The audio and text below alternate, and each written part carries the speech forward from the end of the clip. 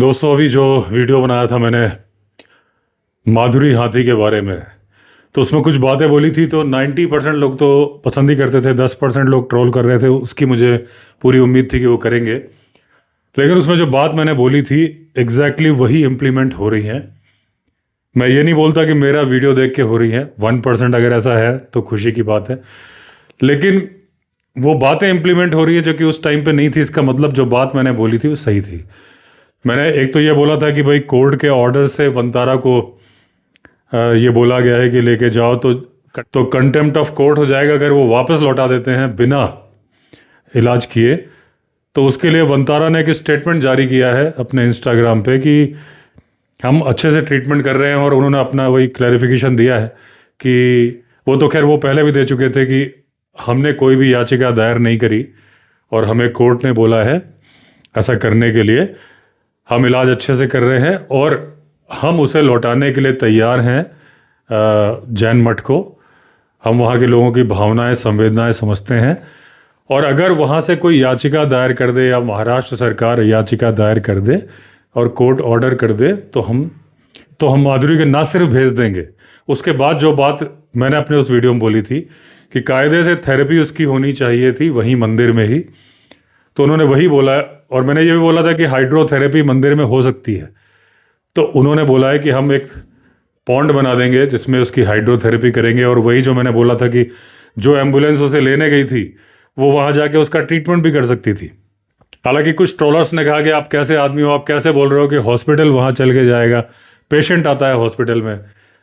मैं उत्तराखंड में ज़्यादातर समय रहता हूँ दोस्तों। यहाँ पर 108 सेवा जो एम्बुलेंस की है, वैसे तो यहाँ की गवर्नमेंट की स्कीम है कि प्रेग्नेंट लेडी को फ्री में लेके जाएगी, फ्री में छोड़ के जाएगी, लेकिन इमरजेंसी केस में डोर टू डोर एम्बुलेंस जाके ट्रीटमेंट देती है।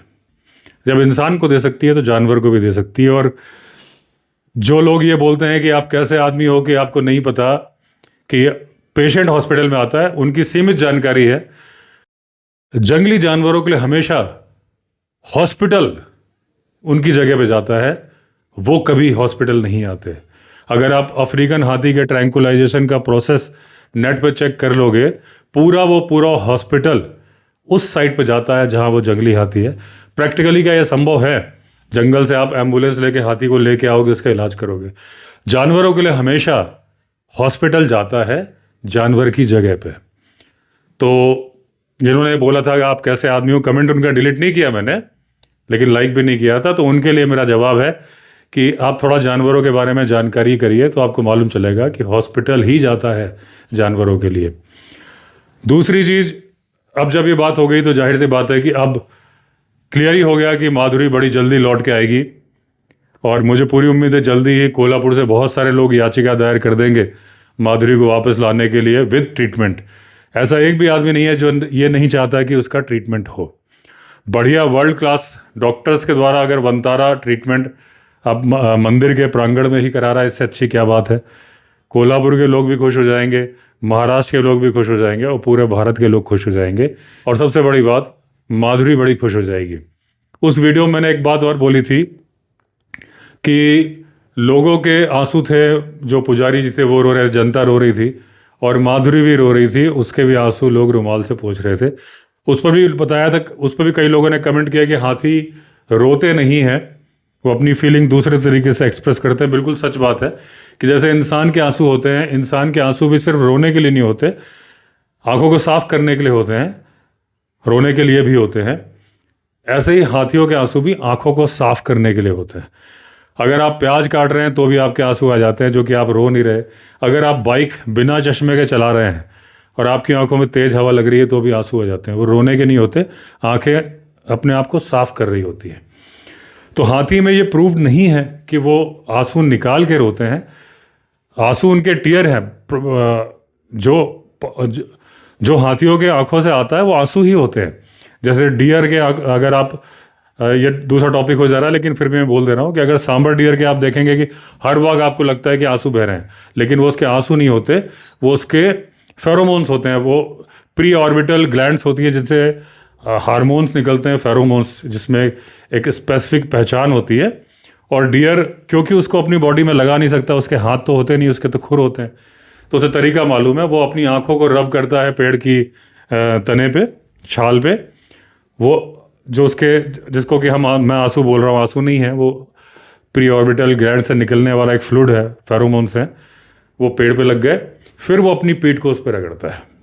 तो इस तरह से वो, जैसे इत्र लगाते थे लोग पहले हाथ से लेके कान पे इधर लगा गले के पीछे, ऐसे वो अपनी पीठ पे लगा लेता है उस इत्र को, जिसका स्पेशल इत्र है। और डियर की हर प्रजाति में, पूरी डियर प्रजाति में सबके सूंघने की शक्ति बहुत ज़्यादा होती है, ज़रूरत से ज़्यादा होती है। तो वो जो जरा सा निकला है और जो लगाया है, वो जरा सा उनका बहुत ज़्यादा होता है। दूर दूर तक खुशबू दूर से सूंघ ली जाती है। सारे संदेशे, बायोडाटा उसमें छिपा होता है, उसकी पावर के बारे में, उसकी स्ट्रेंथ के बारे में, सारी बातों के बारे में।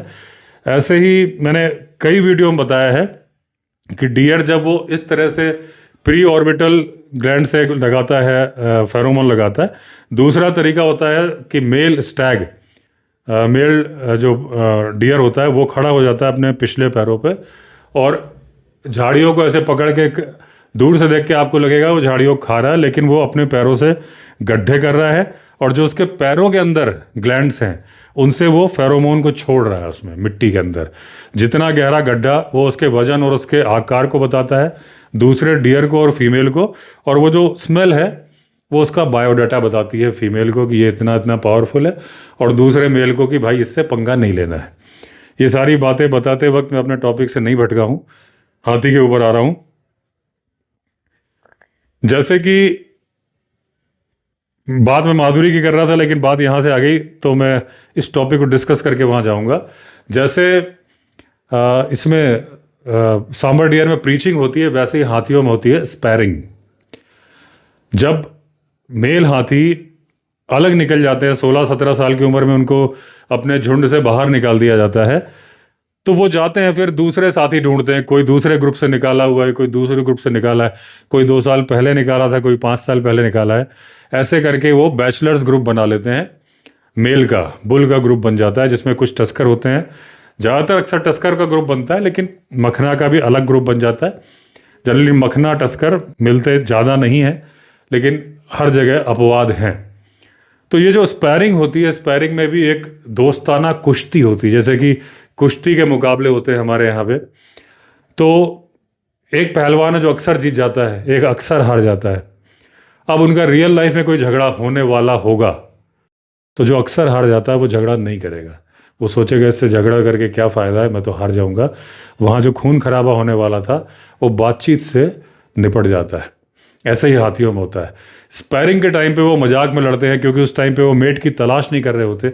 लेकिन जब आप जानते हैं कि एक पिक्चर का डायलॉग है कि लड़की का चक्कर बाबू भैया, तो जब वो फीमेल का चक्कर आ जाता है, तो दोस्त उस टाइम के लिए दुश्मन बन जाते हैं हाथियों में।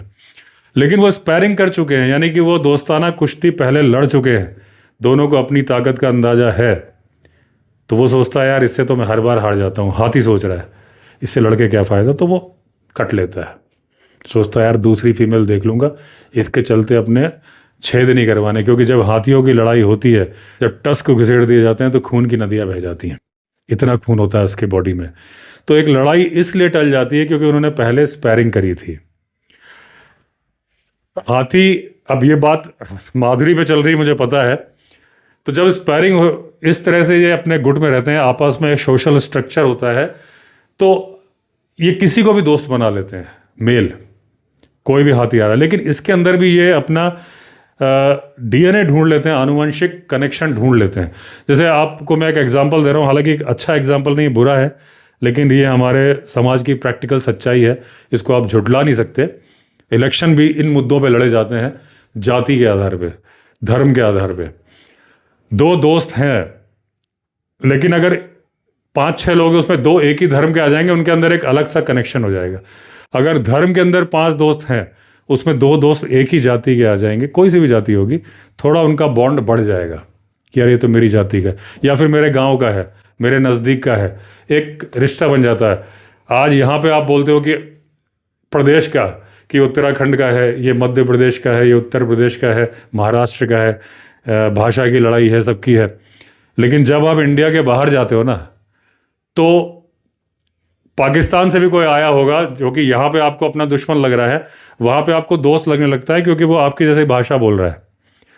मेरे साथ हो चुका है, मैं आपको किस्सा बता देता हूँ। थाईलैंड में गया हुआ था, तो वहाँ पे मुलाकात होगी, कुछ लोग हिंदी बोल रहे थे। जैसे मैंने बोला कि आप कहाँ से हो, तो बोले जी हम पंजाब से हैं। मैंने अच्छा। काफ़ी देर तक बात होती रही, साथ ही हम घूम रहे थे।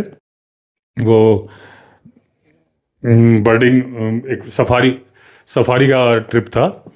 तो और मैं सोलो ट्रिप पे गया था, तो उनके साथ ही और वो 3-4 लोग थे, घूम रहा था। तो उन्होंने आधे घंटे तक मुझे नहीं बताया कि वो पाकिस्तान से हैं वो, लेकिन जो पंजाबी बोल रहे थे थोड़े अजब से, अलग सी पंजाबी थी, लंबा खींच के बोल रहे थे। तो मैंने कहा पंजाब के तो मैं टच में रहता हूँ, तो मैंने बताया कि आप पाकिस्तान से हो क्या, सच बताओ। तो बोले हाँ। बोले हम आपको इसलिए नहीं बता रहे थे कि आप फिर हमसे बात नहीं करते। मैंने ऐसी कैसी बात है, क्यों नहीं बात करते। बड़ा भाईचारा था, फिर हमने साथ में खाना खाया, सब हम साथ में घूमे। तो जब आप देश के बाहर निकलते हो, तो अगर आप इंग्लैंड में हो तो पाकिस्तानी हिंदुस्तानी दोस्त हैं, क्योंकि बोलते एक जैसे, भाषा एक जैसे। ये सारा समझाने का पर्पज़ ये है कि जितना नियर होते जाओगे अजनबी लोगों में, उतना आप थोड़ा सा आपका कनेक्शन अलग बनेगा। ऐसे ही हाथियों में होता है। मेल हाथी किसी को भी दोस्त बना लेते हैं, लेकिन जब उनको पता चलता है, सूंघ के पता लगा लेते हैं फेरोमोन्स के थ्रू कि यार ये मेरा जेनेटिकली मेरे से कनेक्टेड है, ये मेरी मौसी का बेटा है या मेरे 2 ग्रुप पहले का है, तो उनके बीच में बॉन्डिंग थोड़ी बढ़ जाती है। ये तो है मेल का।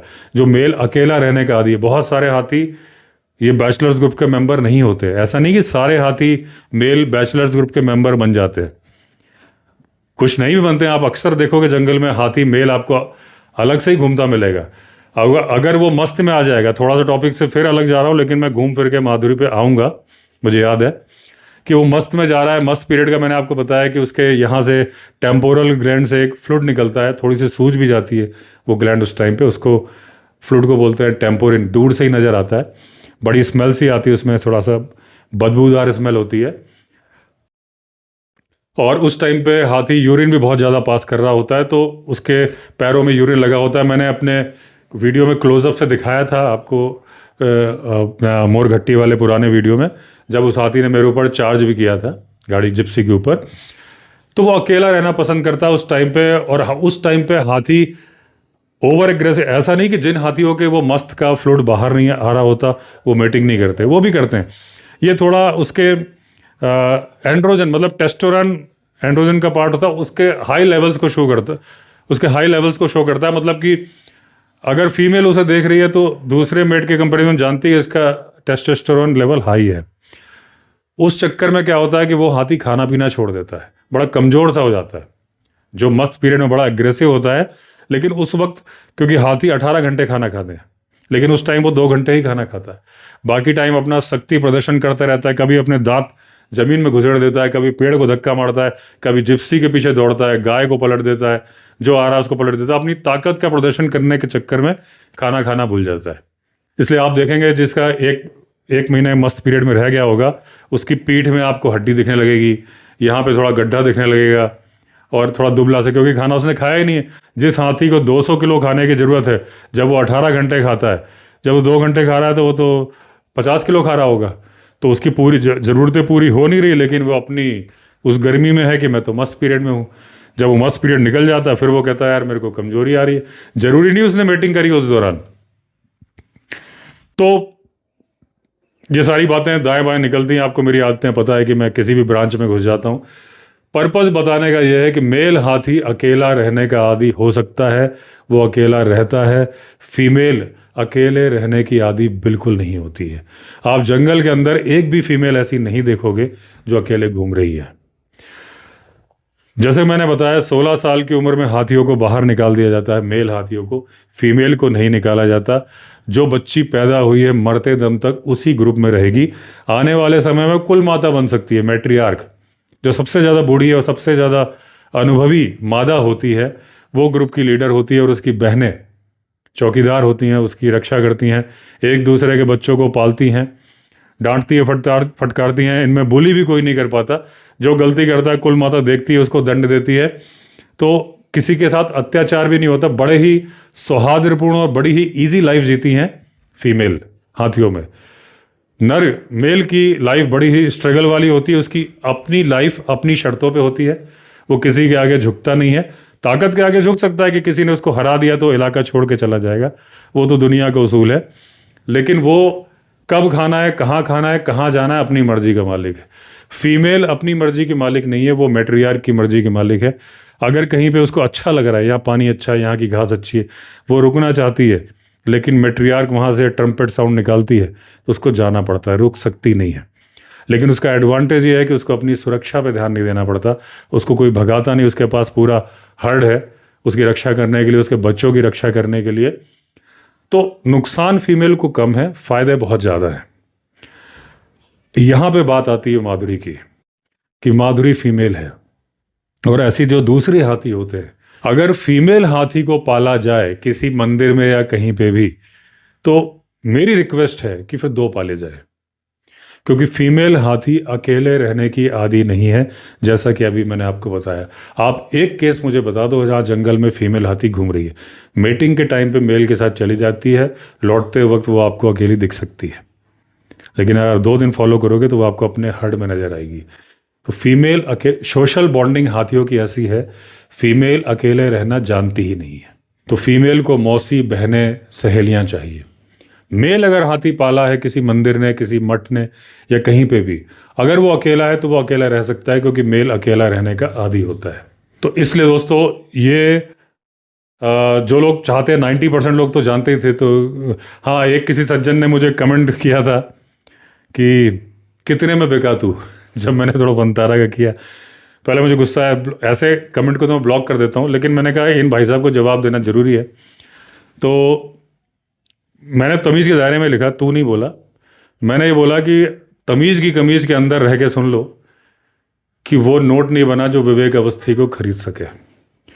ये लिखने के बाद मैंने ब्लॉक किया, क्योंकि जब आप ब्लॉक करते हो तो कमेंट डिलीट नहीं होता है, लोगों को दिखना बंद हो जाता है। जिसने कमेंट किया उसको दिखता रहता है, उसे तो मालूम भी नहीं चलता कि वो ब्लॉक हो गया है।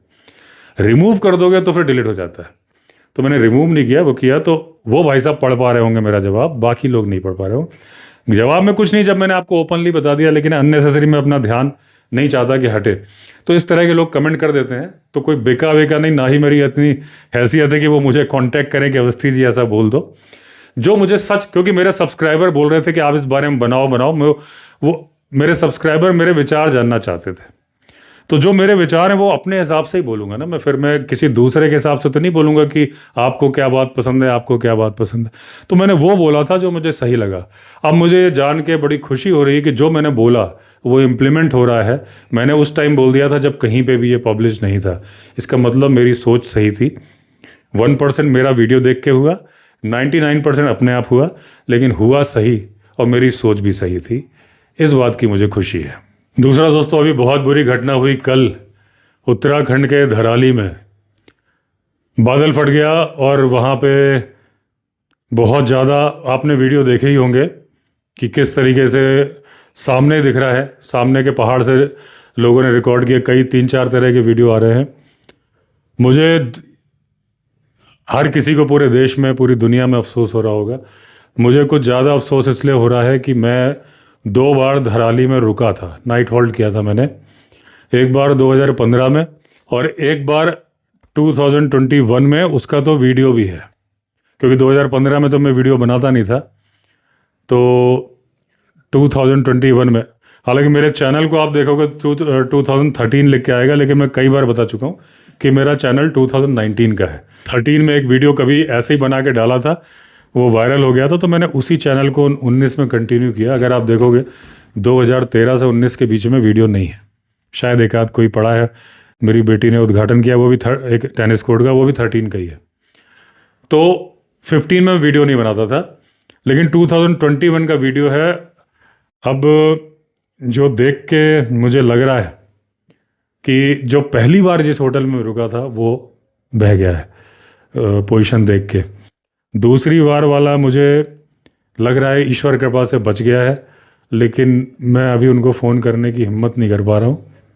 तो मैं करूँगा फ़ोन, हालचाल लूँगा, लेकिन अभी ऐसे वक्त पे वो व्यवस्था ही देख लें। मुझे ऐसा लग रहा है कि वो बच गया है ईश्वर कृपा से, फ़ोटो देख के लग रहा है।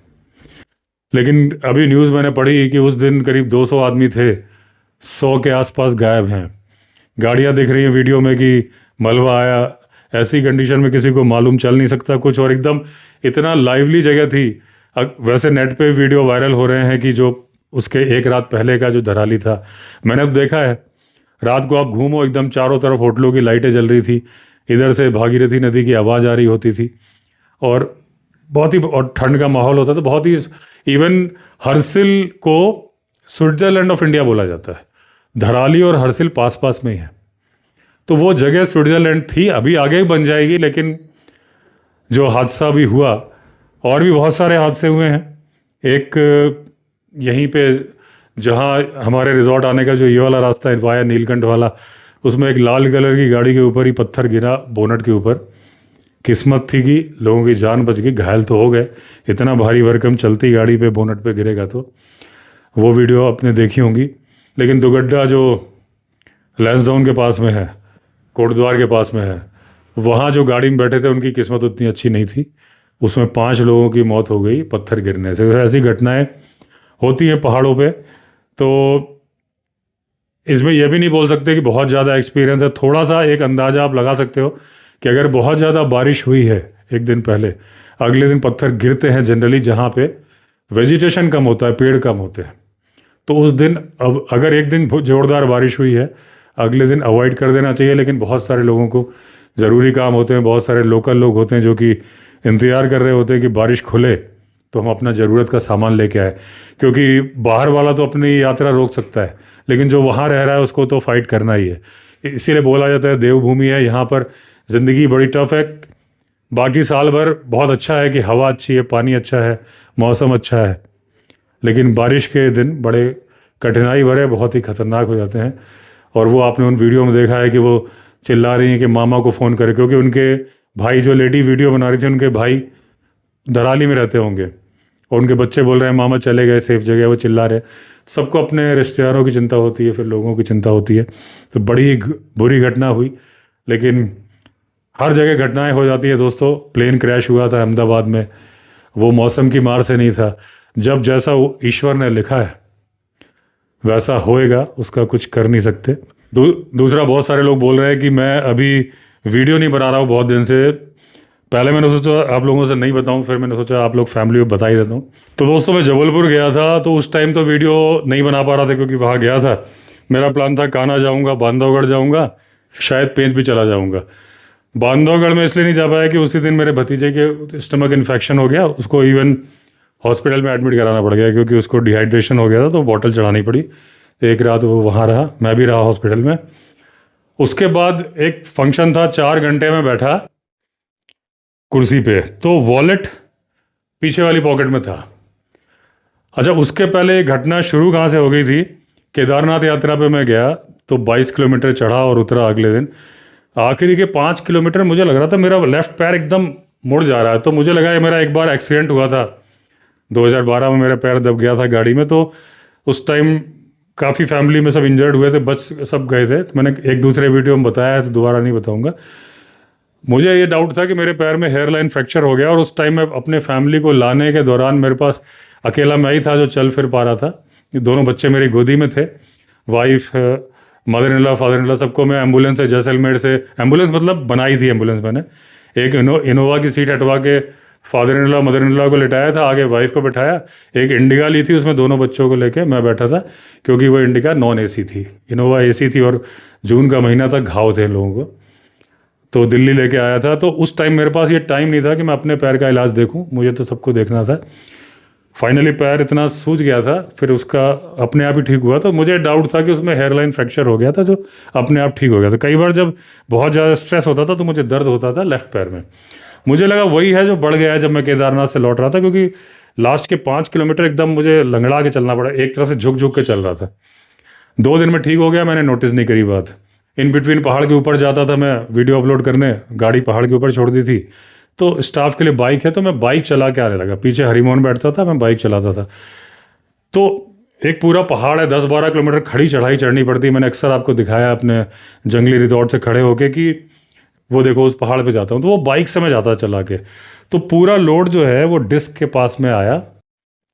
तो ये बात मैंने नोटिस नहीं करी। फिर उसके बाद फिर मैं चला गया जबलपुर। तब ऐसा कुछ नहीं था। वो जब 4 घंटे में कुर्सी पे बैठा एक फंक्शन में और वॉलेट दबा हुआ था नीचे, ये बात मैंने नोटिस नहीं करी। तो मेरे राइट लेग में पूरा दर्द चालू, बार बार मैं पैर दाएं बाएं कर रहा हूँ, दर्द बढ़ता ही जा रहा था। फिर फंक्शन हुआ, घर आए रात को, फिर मम्मी ने बोला सिकाई कर लो, मामा डॉक्टर हैं मेरठ में, उनसे बात करी तो उन्होंने बोला कि ये साइटिका का पेन हो सकता है, ये ऐसा है, तो दवाई दे दी। तब ठीक भी था, ऐसा कोई दिक्कत। हाँ, लेकिन ये था कि चाल में अगले दिन से राइट लेग में लंगड़ाहट आ गई, मतलब चाह के भी। और जो मैं पंजा रख रहा था उसी दिन हम गए वहाँ, मैंने फिर वो कैंसिल कर दिया सब, कान्हा पेंच, और एक तो ताडोबा का भी बन रहा था। तो लेकिन बरगी डैम गए। तो बरगी डैम जब मैं गया तो मैं पैर रख रहा था तो पैर पटक के ऐसे जा रहा था, ये मतलब पैर की ये मूवमेंट खत्म हो गई थी, मतलब पंजे को यूं नहीं उठा पा रहा था। तो मैंने कहा नस चढ़ गई क्या है। तो ब्रदर ने कहा तुम रुक जाओ अभी। मैंने कहा नहीं, अब वो ऐसा तो कुछ मैटर नहीं है। फिर मैंने वीडियो भी नहीं आ रहा है, मेन चीज़ वो है करके मैं आ गया। बाद में जब यहाँ आया तो गाड़ी चलाऊँ तो मेरी आदत क्या है कि मैं एड़ी एक जगह रख के, मेरे ख्याल से ज़्यादातर लोग ऐसे ही करते हैं, उसी पैर से एक्सीलेटर दबाते हैं और जब ब्रेक दबाना होता है तो वहीं पीछे एड़ी रखे रखे पैर घुमा के ब्रेक दबा दिया। जिनके पैर बहुत ज़्यादा छोटे होंगे वो उठा के रखते होंगे, जिनके पैर, मेरे तो काफ़ी बड़े हैं, तो मेरी तो आदत ऐसी है कि मैं एड़ी टिका लेता हूँ, एक वहीं पे एक्सीलेटर दबा होता है, जब करना वही पैर घुमा के रख दिया ब्रेक पे। जब मैं करूँ तो हो ही नहीं रहा था मुझसे, पैर ही नहीं मूव कर रहा था। तो इवन मुझे ड्राइव करने के लिए उस वक्त फिर पैर उठा उठा के रखना पड़ा।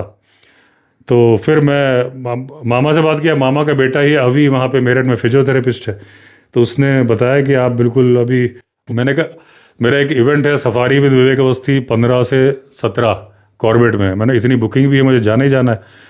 तो बोला नहीं, वो तो आप चले जाओगे तब तक ठीक हो जाओगे। ठीक, तो मतलब वॉक मैं अभी भी कर सकता हूँ। अभी मैं बैठा हूँ तो बेल्ट बांध के बैठा हूँ कुर्सी के ऊपर। स्टोरी भी मैंने एक दिन अभी पिछला जो जिस दिन मैंने माधुरी वाला वीडियो बनाया और स्टोरी, उस दिन 2 चीज़ शूट कर ली तो मुझे दर्द बढ़ गया था। लेकिन अब क्योंकि मैं दवाएं खा चुका हूँ, अब कंफर्टेबल हूँ, तो अभी ये वीडियो बनाने के बाद मैं स्टोरी का वीडियो भी शूट करूँगा। लेकिन अभी मुझे पेन नहीं हो रहा है और मुझे बैठने के पोस्चर वगैरह बता दिए। गद्दी अभी तो सिटिंग में भी गद्दी रख ली, पीठ में बेल्ट बांधा हुआ है, तो अब ठीक भी हो रहा है, काफ़ी कंफर्ट हो गया। चाल में जो एक लंगड़ाहट सी आ रही थी वो मैंने नोटिस किया कि पैर से नहीं, वो कमर से ही आ रही थी। वो L5 में पेन हो गया है, जो उसने बताया अभी ने मुझे। तो उसके लिए बोला सबसे पहले तो बेड रेस्ट है, दवाई है 15 दिन की, और उसके बाद फिर बोला ठीक ही है, अदरवाइज थोड़ा बहुत फिजियोथेरेपी कर लेनी है। तो कॉर्बेट तो मैं आ ही रहा हूँ 15 से 17। ये वजह है कि आजकल मैं ड्राइव के और वॉक के वीडियो नहीं बना रहा हूँ, क्योंकि अभी मुझे मना किया गया है। तो अगर मुझे वीडियो बनाना है तो स्ट्रेट बैठना है, जो कि अभी मैं बैठा हूँ बेल्ट लगा के। और अभी तो मैं वीडियो ऐसा ही बनाऊँगा पॉडकास्ट वाले, क्योंकि मैं वो बना सकता नहीं। कई दिन से बहुत लोग पूछ रहे थे कि क्या है, तो मैंने कहा बता दूं, ताकि कई लोग बोल रहे थे वीडियो क्यों नहीं आ रहा है, क्यों नहीं आ रहा है, तो ये वजह। अच्छा, दूसरी बात, जो अपना प्रोग्राम है सफारी विद विवेक अवस्थी, अभी 15 अगस्त से 17 अगस्त कॉर्बेट में है, सितंबर में सुंदरबन का है, उसके बाद हर महीने रहेगा एक। पूरे इंडिया के 58 टाइगर रिजर्व कवर करने हैं इसके अंदर, रणथंभौर भी जाना है, कान्हा। 1 अक्टूबर का सब खुल जाएंगे, जंगली रिजॉर्ट में भी होगा ये प्रोग्राम। तो इसमें बहुत सारे लोगों ने बुकिंग करा ली और बहुत सारे थे कि बोल रहे थे हमारा बजट नहीं है। तो जो इसमें एक इवेंट कंपनी इन्वॉल्व है वही पूरे इंडिया में ऑर्गेनाइज करेगी। तो मैंने उनसे बोला था कि आप ऐसा करो कि 2-3 रिजॉर्ट कर दो, मिलना एक जगह कर दो, ताकि ऐसा ना हो ना, क्योंकि हर आदमी का बजट नहीं होता। तो उन्होंने कर दिया है, तो वो अभी पब्लिश हो जाएगा मेरे उसमें कि 3 कर दिए रिजॉर्ट, कि एक जो 15,000 पर पर्सन का था, 2 night 3 day stay with safari, 4 star resort था, तो 3 स्टार में कर दिया 10,000 रुपये। और एक बजट, वो 3 स्टार तो थोड़ा 6-7 किलोमीटर दूर है, लेकिन जो बजट प्रॉपर्टी है वो 4 स्टार के एकदम पास में है। और बजट वाला और कम कर दिया है, मुझे एग्जैक्टली याद नहीं आ रहा क्या किया उन्होंने। तो उसमें मील प्लान वगैरह सब सेम है, खाना एक जगह हो जाएगा, मुलाकात एक जगह, खाना खा के अपने अपने होटल जा सकते हैं, ऐसे प्लान हो गए। वो अभी इंस्टाग्राम की रील पे भी आ जाएगा और इस पे भी आ जाएगा, आपके यूट्यूब शॉर्ट्स पे भी आ जाएगा। तो ये वजह थी दोस्तों कि ऐसे वीडियो बन रहे थे। तो चलिए, जो बातें करनी थी, सबसे बढ़िया है कि माधुरी वापस आ रही है। और अभी मैंने बीच में बंद किया था, मैं उठा था, हरी मोहन कुछ लेके आया था दरवाज़ा खोल के, तो मैं देखा तो महाराष्ट्र गवर्नमेंट रिव्यू रिट दायर कर रही है सुप्रीम कोर्ट में माधुरी के बारे में। तो मेरे ख्याल से जब माननीय कोर्ट को ये बात बोली जाएगी कि भाई इलाज हो रहा है, सब हो रहा है, तो मुझे लगता नहीं कि माधुरी के आने में कोई रुकावट आएगी। उम्मीद करते हैं, जैसे आप उम्मीद कर रहे हो वैसे मैं भी कर रहा हूँ, जब माधुरी वापस आ जाएगी एक वीडियो में और बनाऊँगा। तो चलिए, सब बढ़िया हो रहा है, अच्छा हो रहा है, लोगों की भावनाओं के अनुसार हो रहा है, माधुरी भी खुश है। बस मेरी इस भावना को याद रखिएगा, आप कन्वे करिएगा। पिछले वीडियो मैंने कहा था मेरा वीडियो बनाने का पर्पज़ केवल एक है कि सच बात जाए, और आप में से 95% लोग जानते हैं, 0.111% लोग हैं जो कहते हैं कि तू कितने में बिका, लेकिन उनके दिमाग का फितूर है, कुछ किया नहीं जा सकता, वो तो मिलेंगे ही, ऐसे कोई दिक्कत नहीं है। तो विवेक अवस्थी बिकाऊ नहीं है। विवेक अवस्थी वही बोलता है जो सच है, जो विवेक अवस्थी को लगता है कि सच है। विवेक अवस्थी की दूसरे के सजेशन पे नहीं बोलता। आप मुझे बोलोगे ये बोल दो, मैं नहीं बोलूँगा, मैं वही बोलूँगा जो मुझे लगता है। और मुझे यह लगता है कि फीमेल हाथी जब भी आप पालें, अगर कहीं पे पले हुए हैं, आप मेरी बात पे गौर करें, एक हाथी और ले आए। जब आप एक पाल सकते हैं तो दूसरा भी पाल सकते हैं, क्योंकि हाथी पालना हर किसी के बस की बात नहीं है। फीमेल हाथी को अकेले रखना उसके ऊपर जुल्म है। वो आपको बता नहीं पा रही है, लेकिन मैं बता पा रहा हूँ, क्योंकि थोड़ी बहुत मैं हाथियों की समझ रखता हूँ। आप जानते हो हाथियों से मेरा 36 का आंकड़ा है। मैं हमेशा जंगल में जाते वक्त बोलता हूँ कि हे भगवान, टाइगर मिल जाए, हाथी ना मिले। कई लोग बोलते हैं आप हाथियों से क्यों डरते हो इतना, क्योंकि उन्होंने पालतू हाथी देखे हैं सूंड से उठा के खेलते हुए, जैसे कि माधुरी है। लेकिन एक बार माधुरी भी मार चुकी है 2017 में पुजारी जी को। हाथी के रूप का, उसके स्वभाव का, उसके व्यवहार का आप उसको प्रेडिक्ट नहीं कर सकते। और ये मैं ऐसे बोल रहा हूँ कि मैं उस इलाके में रहता हूँ जहाँ पर 500 हाथी रहते हैं। शायद गिने चुने इलाके होंगे, नाम वगैरह कुछ ऐसे इलाके हैं जहाँ पर, या बंगाल में द्वार, जहाँ हाथी इतने हैं। बहुत कम जगह हैं, उनमें से एक जगह मैं रहता हूँ। हाथियों से मेरा रोज का वास्ता है। तो इवन जो महावत होते हैं, अगर आप महावत से ही बात करोगे तो वो कहेंगे, इवन मेरे वीडियो में भी है, दुधवा महावत का मैंने इंटरव्यू लिया था, तो उन्होंने बताया था कि हम हाथी के नज़दीक जाने के पहले हमेशा उसकी आंखें देखते हैं, उसका मूड देखते हैं, कहीं वो तिरछी निगाह से तो नहीं देख रहा है।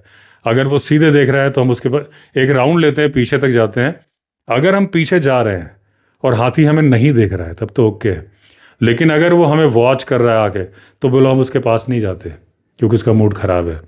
तो महावत को भी पता होता है, पहले वो जज करता है कि भाई उसके पास जाऊं कि नहीं जाऊं। आप कुत्ता पालते हो, ऐसा जज नहीं करते, आप कुत्ते के पास कभी भी चले जाते हो। तो हाथी का मूड का भरोसा नहीं, इतना विशालकाय जानवर है। तो नर हाथी अगर आप पाल रहे हैं तो एक भी पाले, लेकिन अगर आप फीमेल पाल रहे हैं तो मेरा निवेदन है कि 2 पाले। तो चलिए, बहुत सारी बातें हो गई, एंड करता हूँ इस वीडियो को। फिर मिलेंगे, अभी कुछ दिन तक तो पॉडकास्ट में मिलेंगे, फिर मिलेंगे अपने नाइट ड्राइव वाले वीडियो में। तो चलिए दोस्तों, अगर आपने चैनल सब्सक्राइब नहीं किया है तो चैनल सब्सक्राइब कर लीजिए। फिर मिलते हैं, तब तक के लिए all the best. Vande Mataram.